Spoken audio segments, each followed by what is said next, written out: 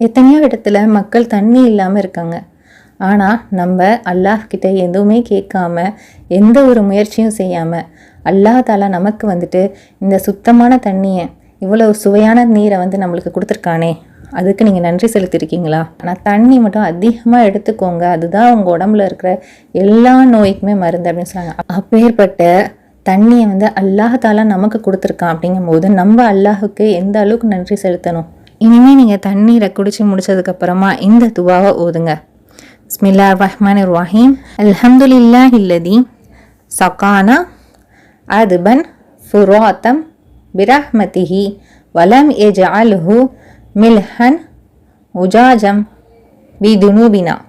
நாம் அருந்திய இந்த நீரை நமது பாவத்தின் காரணமாக கசப்பானதாகவோ உவர்ப்பானதாகவோ ஆக்கிவிடாமல் தனது அருளால் மதுரமானதாக ஆக்கி வைத்த அல்லாஹ்